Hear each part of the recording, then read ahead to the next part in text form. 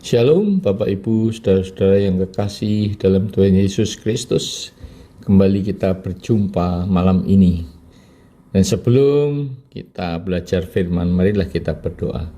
Tuhan Allah Bapa kami yang ada dalam kerajaan surga yang mulia, terima kasih ya Tuhan atas pemeliharaan-Mu, kesehatan yang Kau berikan kepada kami, sehingga saat ini kami masih boleh mendengarkan firman-Mu dan belajar bersama-sama tentang firman-Mu. Berbicaralah Tuhan pada kami siap mendengarkan. Dalam nama Tuhan Yesus kami berdoa dan mengucap syukur. Amin. Saudara-saudaraku, malam ini saya akan berbicara tentang kunci keberhasilan. Dalam Amsal 3 ayat 5 dikatakan, percayalah kepada Tuhan dengan segenap hatimu dan janganlah bersandar pada pengertianmu sendiri. Kata bersandar adalah kata kerja yang berarti bersangga atau bertumpu atau bertopang yang merupakan suatu tindakan. Contoh, bersandar pada dinding. Jadi seluruh berat badan kita ditopang oleh dinding tempat kita bersandar sehingga kita tidak akan jatuh selama dinding itu masih kokoh berdiri. Namun ketika orang bersandar pada sesuatu yang tidak kokoh atau kuat, seperti tiang yang kecil, maka dia akan terjatuh karena tiang itu tidak kuat menyangga tubuhnya. Dalam ayat itu dikatakan, janganlah bersandar pada pengertianmu sendiri, melainkan harus percaya pada Tuhan dengan segenap hati. Artinya, pengertian, pikiran maupun pengetahuan kita itu sangat terbatas. Demikian juga dengan usaha-usaha kita dalam kehidupan sehari-hari, terutama dalam studi, pekerjaan, keuangan, maupun kehidupan rumah tangga dan sebagainya. Sehingga kita ketika menghadapi masalah yang rumit, kita tidak akan dapat menyelesaikan dengan solusi yang optimal. Bahkan kemungkinan solusi itu salah atau tidak mendapatkan solusi. Dengan kata lain, kita harus menyerahkan seluruh kehidupan kita kepada pimpinan Tuhan. Selama 20 tahun saya mengalami kegagalan baik dalam karir maupun bisnis saya karena saya tidak pernah menyertakan Tuhan untuk terlibat dan memimpin pekerjaan saya. Saudara-saudara, saya selalu merasa mampu tanpa pimpinan Tuhan karena IQ saya di atas rata-rata, saya ulet, banyak talenta yang diberikan Tuhan. Pendidikan saya dari sarjana teknik elektro Satya Wacana, Master in Management dari Manila, IBM, AIM maksud saya, yang merupakan institut manajemen terbaik di Asia Tenggara waktu itu. Saudara-saudara, saya juga bekerja pada perusahaan-perusahaan yang besar seperti Astra, Sudarpo, Unilever, perusahaan-perusahaan minyak, Halliburton, kemudian terakhir Arco, dan menjadi CEO dari 4 perusahaan Ika Muda Group milik Kakak Sutrisno Bakhir, ex-ketua umum PAN dulu. Dan tabungan yang saya kumpulkan dari pekerjaan ternyata habis ludes untuk mulai bisnis, entah karena tertipu maupun partner bisnis yang nakal. Nah, semua kegagalan itu disebabkan oleh kesombongan saya karena merasa mampu berusaha sendiri atas dasar sumber daya yang saya miliki. Tetapi nyatanya, saudara-saudara, semuanya gagal karena saya tidak melibatkan Tuhan dalam karir dan bisnis saya. Dan Tuhan itu hanya untuk kebutuhan rohani saja. Nah, titik balik kesombongan itu terjadi waktu mengikuti pameran consumer good terbesar di dunia waktu itu, yaitu Ambiente Messe di Frankfurt. Pameran itu 12 hall, ada yang berlantai 10 atau 6 atau 3 yang jauh lebih besar dibandingkan dengan pameran di Jakarta Fair yang hanya mempunyai 4 hall berlantai 1 saja. Begitu juga pengunjung pameran berasal dari seluruh dunia. Jumlahnya mencapai ribuan. Dan pameran hanya berlangsung selama 4 hari saja.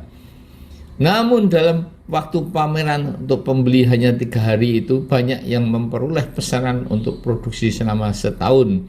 Dan hari keempat dibuka untuk publik untuk membeli barang-barang contoh pameran.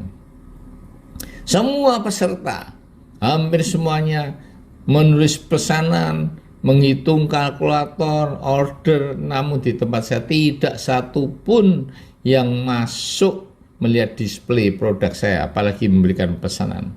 Dan saya mulai frustasi, dan kemudian saya keliling untuk mempelajari produk-produk apa saja yang laku. Dan pada suatu hari saya bertanya kepada teman sekamar saya, apa yang dilakukan dia ketika berdoa? Dia menjawab, di antaranya adalah mohon pimpinan dan berkat Tuhan dalam hidupnya. Oh, saya menjadi terperangah karena selama itu saya tidak pernah berdoa untuk mohon pimpinan dan berkat Tuhan. Karena saya merasa mampu melakukan semua tanpa pimpinan Tuhan. Meskipun tiap minggu saya ke gereja.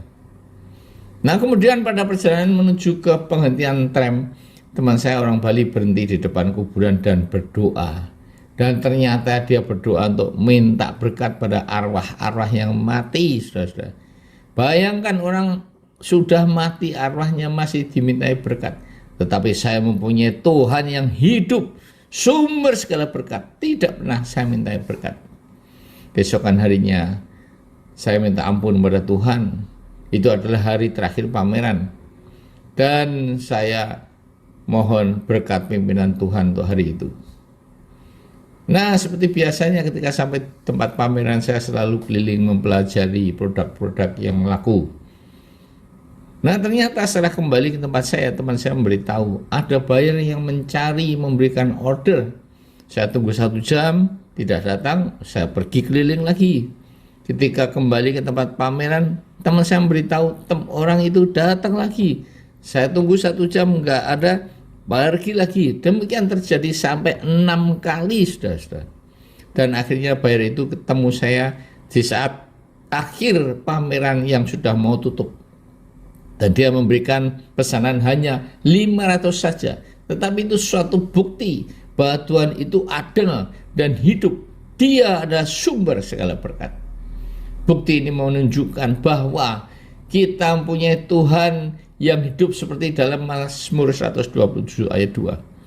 Sia-sialah kamu bangun pagi-pagi dan duduk-duduk sampai jauh malam dan makan roti yang diperoleh dengan susah payah, sebab ia memberikannya kepada orang yang dicintainya pada waktu tidur, saudara-saudara.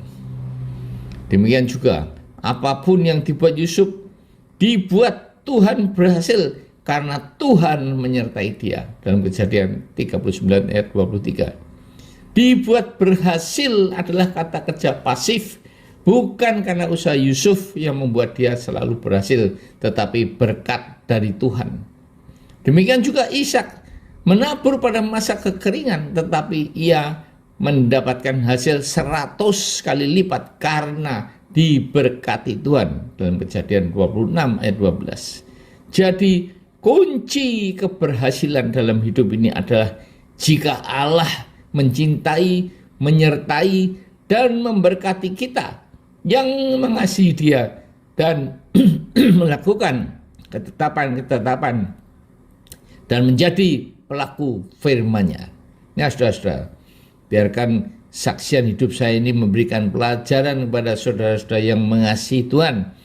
Dan tidak ada sumber daya apapun yang kita miliki dapat membuat hidup kita berhasil, kecuali hanya penyertaan dan berkat dari Tuhan sendiri. Ya, semoganya saksian ini memberikan berkat pada saudara-saudara yang akan membuat saudara hidupnya berhasil. Amin. Marilah kita berdoa. Terima kasih Tuhan atas firman-Mu, dan biarlah mulai saat ini Tuhan, kami semuanya akan menyandarkan pikiran kami, usaha kami semuanya ke dalam tangan-Mu saja.